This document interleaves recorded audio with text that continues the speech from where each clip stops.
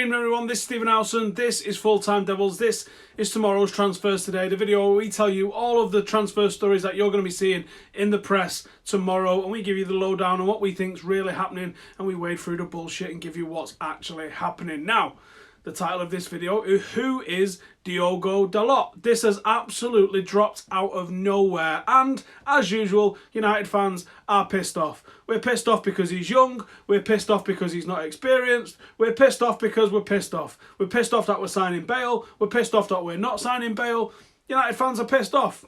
It's the way it is. Now, I've seen a few misconceptions flying around about this kid. He hasn't played an awful lot in the first team for Porto, but Porto have got a pair of absolutely cracking fullbacks, and he's played when he's been given the opportunity. Towards the end of the season, he was rotated in a little bit with Tell's an unbelievable fullback. Now, that's a fullback that we really could go for and would be an absolute instant upgrade.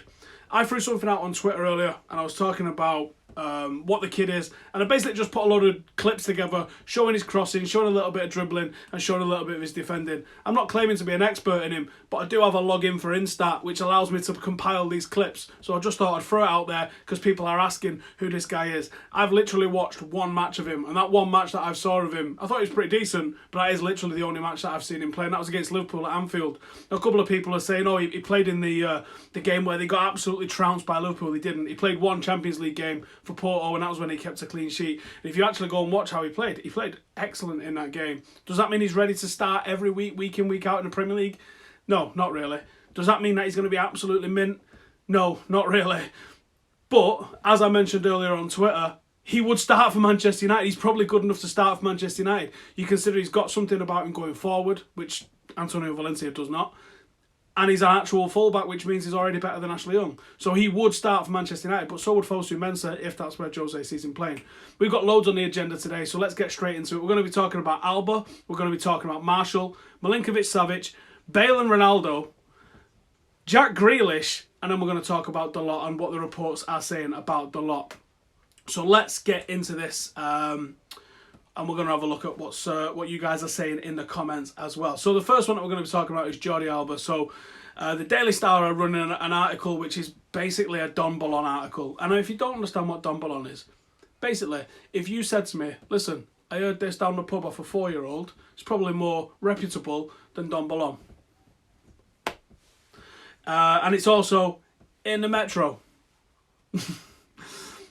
Basically, they're both saying, like, Jordi Alba was expecting a new contract 18 months ago. Now, I don't know about you, but I'm on top of my admin a little bit quicker than 18 months, and if something's not come around in 18 months, then it's probably not going to happen for you, is it, mate? So, supposedly, Jordi Alba's been waiting on a contract for 18 months, and it's not come. So that means United are signing him, obviously, doesn't it? According to the gutter press. That's how it works. The Daily Star are running with the exact same thing. Let's pull up some of the quotes out of these. Absolute gutter press. So, transfer target, Jordi Alba. Chelsea and United target. Why is he a Chelsea target? Chelsea's got pretty good fullbacks. Alba's been waiting for Barcelona to offer him a new contract. His agent says he's been left baffled by the lack of movement. He was told 18 months ago he'd receive a new deal, but has yet to be offered an extension. His current deal expires in 2020, so it's not like he's coming to the end of his contract. United and Chelsea have been alerted to the dispute. And that's basically it. So here we go. Here's a story that we can just make up on the back of that. Awesome. Jesus, wet. And I say wet on purpose, by the way, for everyone who tries to correct me. Anthony Marshall. Now, Michael Bridge has been speaking on the Sky Sports podcast, so the Express have gone, sweet, saves us doing a job. Let's turn that into an article. So the article says, Marshall has been linked with a move away from Manchester United in recent weeks. I think he's going with myself. French international has not been a regular starter since Jose Mourinho arrived at the club in 2016. Bridge claims that Tottenham's interest in Marshall dates back to when he played for Monaco, the club he joined United from.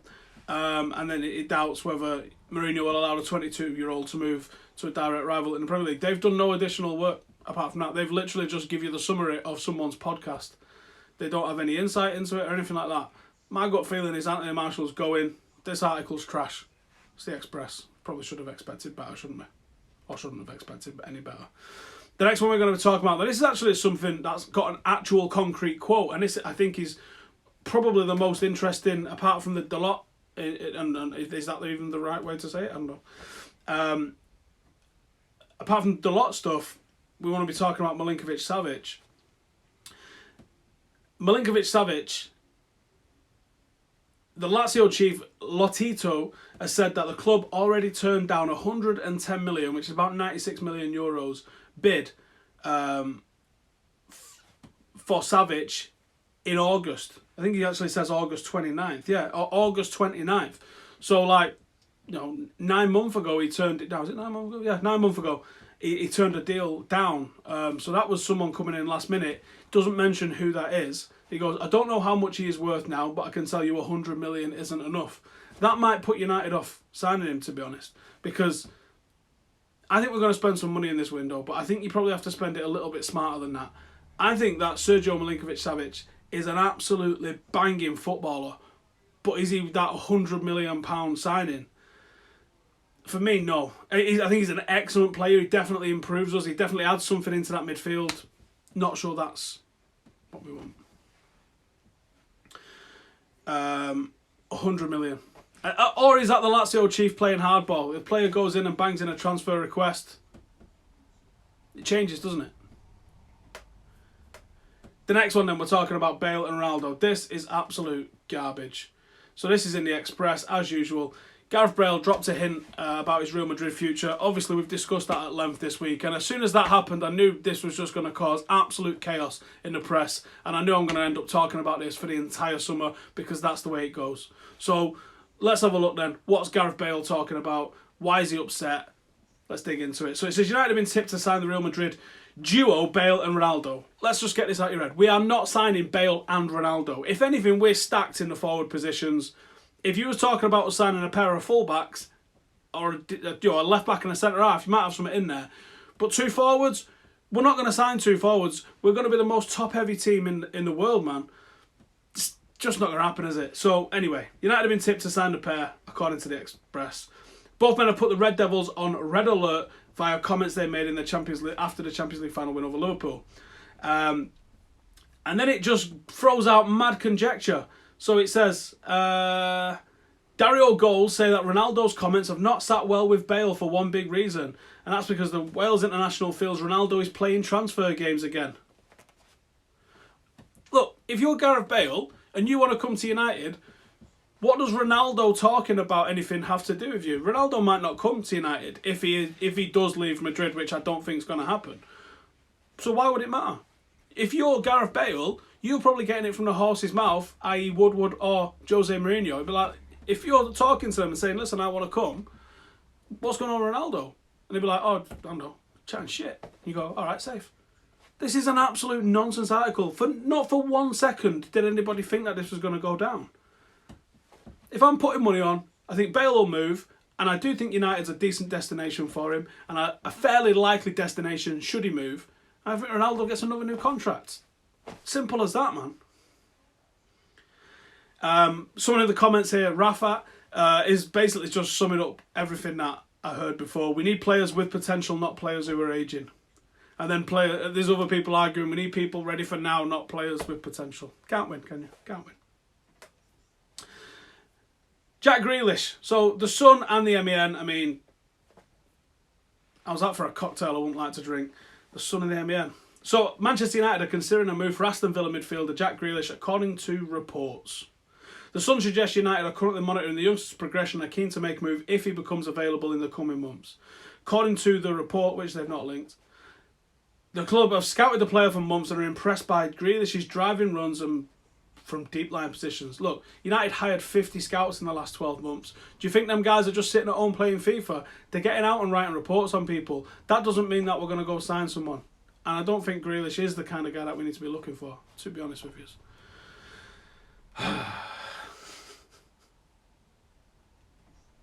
Fucking MEN. Right then, let's talk about Dalot. Now, Simon Stone is somebody that we do like here at Full Time Devils. That's a guy with a great reputation. And when he talks, we listen. We don't just trash everybody. We trash those who deserve it. Simon Stone's not a guy that deserves the trashing. Get him followed on Twitter if you don't already. It's SciStoney67, I think. Go give the guy a follow. And here's what he's saying about Dalot tonight. So he says, Dalot 19 has a release clause of 17.5 million, but United are not thought to have activated it yet. So maybe United are trying to get him for 10, 12, some shit like that. Contract between the two clubs has been made, and it seems only a matter of time before the deal is complete. Dalot represented Portugal from 15s to 21s and has made his Porto debut in October. Mourinho is determined to strengthen the defence while he hopes will be a far closer Premier League battle with City next term. Darmian set to join Juventus, while Dutch international Daley Blind is unlikely to be a United player at the start next season. I don't think that's a shock to anybody.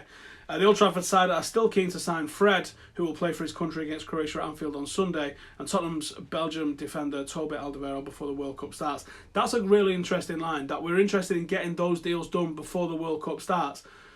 Alderweireld's going to be in camp now, and I'm assuming Fred is as well. So that I think they're going to be very difficult to get those done. They might be able to get them agreed in principle and do the final bits of paperwork and the medical after the World Cup. Because on one hand, it's a little bit crazy to leave it until after a World Cup, anticipating a really good performance, particularly from two players like that could go on and do something. But also, the price could go up or they could get injured. So I reckon some sort of pre-agreement might be a really smart move if we're able to get it over the line and then do the tighten up afterwards. King Cake 777 says Tells is better. Tells is better. Tells is undoubtedly better. That's why he starts for Porto. But like Simon's mentioning here, I think this is going to be someone who's going to provide competition, not necessarily come in and be that first starter. If we're getting everybody out, then we definitely need to be bringing players in. And I don't understand the outrage at this. This is a good young player. It shows that we're doing it, and it shows that for once that we're not just looking at the best players on FIFA or those who've got the most social media followers. We're looking at players that the manager wants to sign. I like the idea of that. Is Fred better than Fabinho, says Mr. ASG. I think Fabinho's an excellent footballer, and I think Liverpool have got a really good buy there. I don't think he's exactly what we needed. He's more of a number 6 than what Fred is. I know Fred has played in a number 6 kind of role, but so's Paul Pogba, and we all agree Paul Pogba does not suit that role. For me, Fred is definitely an 8, and possibly even someone that could play a little bit further up like a number 10. He's definitely an 8. I think you could have a midfield which has Matic, that has Fred, and that has Paul Pogba in it. I don't think you could have a midfield where you have, unless Jose wants to play with a pair of 6s and play 4-2-3-1, but then there's no place for Paul Pogba in that team. And I'm not sure I want to be imagining a United without a Paul Pogba in there, to be honest. How does he compare to Riley, who's just left? I think he's got more talent in the final third. Joe Riley was an unbelievable workhorse. Obviously, Joe Riley is one of the outs here. He's gone to Bradford and very quick. But I think that he was pretty ordinary in the final third. I think from the limited stuff that I have seen of Dalot, he's got a little bit extra in the final third. People are talking about him being two-footed. I think he's put a couple of crosses in with his left, but I don't think he's anywhere near as two-footed as people are making out. He can play with both feet, but he's definitely right-footed. Fred going to the World Cup, Fabinho isn't. Doesn't really bother me. Whatever. Most Brazilians are class. That's a bit of a sweeping statement, my friend. Remember Cleberson? As long as we refresh overall our fullbacks and midfield, would I be satisfied if we don't sign any centre-back? Not necessarily, no, I don't think I would. I think a centre-back's what we really need. I think what we saw with Ramos in the Champions League final is someone who's just got that utter shithouse leadership in them. Someone that will do what needs to be done to get over the line. United massively like that. Who's going to do that in United? Who's going to be the guy that does that kind of thing, that forces the team to do that kind of thing? I don't think we've got that kind of guy. If we had that, that'd be the one. I heard from a United mate that you're selling Rashford. What are your thoughts? We are not selling Rashford. I can tell you that categorically, virtually from the horse's mouth, we are not selling Marcus Rashford. Get that one out of your head. I do know that every single club in Europe wants Marcus Rashford. The two big ones in Spain, Manchester City, Bayern Munich, all of the big clubs, Paris, have asked about the availability of Marcus Rashford. But trust me, Marcus Rashford's going absolutely nowhere. He's United through and through. That might change in a year if he doesn't get any game time, but I would not think he's moving anywhere this summer whatsoever. If we can't get Sandro, then who for left back? Well, there's more than one left back in the world. I think Sandro's a pretty good one, but as we've already spoken about, Tells from Porto would be an excellent choice. My personal one would be Gulam, but I don't really know what's happening with his knee after the time he's had out. So I think there's plenty of left backs that could do a job, to be honest. Plenty of left backs that could do a job. It depends on what they're going to do and what Mourinho's going to do with them, to be honest. Would I loan Marcus Rashford? No, I think he's too good for a loan. Yeah, obviously I like Sessegnon. But then you have the whole argument about, oh, he's a winger and he's not a fullback. Well, to be honest with you, and I know people instantly just throw back about this one, like, oh, United spend all our time defending. We actually don't. Go and look at the data. We don't. We attack far more than we defend. We definitely defend in the big games, but we're on the ball more than we're not in the smaller games. And someone who's a converted winger like Sessegnon would be a real asset for us, a proper attacking option as a fullback, and I think we need that, to be honest. What's going to happen? Excuse me. What's going to happen with Fosu-Mensah? Now, as soon as this news broke about Dalot, obviously everyone was like, "What does this mean for Fosu-Mensah?" It might mean nothing. It might mean everything. Fosu-Mensah can play centre half. He can play number 6. He's definitely a proper terrier style number 6. It's not worked for him as a right back at Crystal Palace. He started off absolutely fantastic. He played centre half. He played right back, and he was great. But he's lost his place to Wan-Bissaka this season. Let's not hide reality because I love the guy and because we all love the guy. But he lost his place to Wan-Bissaka. So someone there doesn't see him as a right back. Now, whether Jose sees him as a right back, Jose might have said to the guy, I see you as a midfielder. That's where Timber wants to play, is as a number 6. He's also a pretty good centre half. There's a lot of places he could play. In fact, I've seen him play left back and get man of the match. He could play in a lot of different places. I just want to see him given an option. Who is Timbo? Mate, you're in the wrong place. Loan Rashford to a Premier League club. He needs 30 starts as a striker to become a 30-goal-a-season striker. Yes and no. You definitely need to play football, but Marcus Rashford still is getting game time. He needs to be getting more game time, but he's getting a lot of game time. This is just nonsense. The press are making this shit up. What are my thoughts on Fellaini? I wish him luck wherever he goes, but he won't be here next year. Could be back up for Matic. Who could be back up for Matic? We're talking about Timbo? That might be a great shout. Losing out on Fabinho is harsh. I'm not sure we lost out on him. I know a lot of United fans really wanted him. And if you look at some of the quotes from Fabinho, he was really keen on a United move. But I don't think we was in for him. I really don't. No, that's not to say I don't think he's a good player. I think he's an excellent player and he's a great signing for Liverpool. Liverpool have levelled up that midfield already with Keita and with Fabinho. They've still got an absolute clown in net and they've still got a piss-poor defender in Lovren as their first choice. But I think as United fans, we probably should be worried that someone's going out there and getting business done nice and early because they're addressing the problems that we've got. I hope United go out and address the obvious problems that we've got as well in the same way. If we do, I'll be very excited going into next season. Rashford plays more than anybody. 30 starts in a season is a typical Shearer statement. You're not wrong. Grealish, the new Stephen Ireland, says Kahir. I didn't say it, you said it. Grimaldo and Bellerin. Well, Bellerin's just lost his place in the squad to Odriozola. Odriozola's a hell of a fullback that we should be looking at as a right back from Real Sociedad. That's a fullback that I think United could go and get. And obviously he's better than Bellerin, but people will go, oh, Bellerin plays for Arsenal, so he must be top. Well, no, Odriozola's better. Quite simple. Bale and Alderweireld and then business done. Do I agree? No. I think we definitely, if we don't sign a fullback, that'll be crazy. Even if we sign Dalot and we sign another fullback, I still think that's not enough. I think we need someone as a bigger name. Scousers are saying Fabinho snubs United. Of course they are, but I don't think he did. Who starts at centre half next season? I would have really liked to have seen Lindelof play more time towards the back end of the season.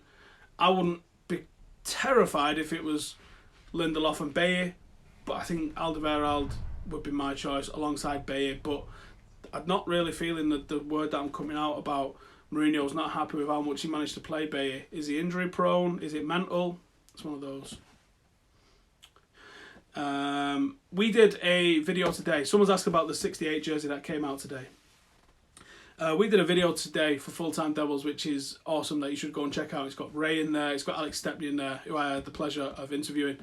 I think a lot of Reds need to go and watch it and realise that this great club that we follow only really became that great international club on the back of the success of Sir Matt Busby's Babes and the triumph from tragedy that took 10 years to recover from till we got back to being European champions in 1968, and that was 50 years ago today. go and check out that video. It's on our YouTube channel. And just hear from people from around that day about what it meant to the club, what it meant to win that cup for the lads who passed away at Munich. It needs going looking at. It's an excellent video. The classic 68 jersey, yeah, it's 100 quid. It's dear. I don't know how much discount we get as season ticket holders. I do believe we get discount, but I don't know how much it is. But yeah, go and check that out as soon as this is done. Did I hear the news we're going to sign Kylian Mbappe by the Metro? I did not. If we don't get Toby, who else should we go for? Oh, there's tons of centre-halves we can go for. Tons. Any news on Sandro? Nothing as in terms of an update. A lot of people thought Sandro and Fred seems to be put quite close, didn't they? So I imagine that's probably going to be coming pretty soon. Righty, I'm going to leave it at that. Go and check out that video. And if you fancy coming and giving my personal channel a subscribe as well, I'm this close to 50,000 subscribers. And I've got an hour-long interview with Alex Stepney as well, if you're really into that kind of thing. So go and check out the Full-Time Devils video, and then pop over to mine and drop us a subscribe if you don't mind. And subscribe here if you're brand new as well. How about that? Thank you guys for watching. We'll be back every night of the week at 11 o'clock. And we're back tomorrow afternoon as well with a huge debate. I wonder what we're debating this time. I'll see you then. Laters.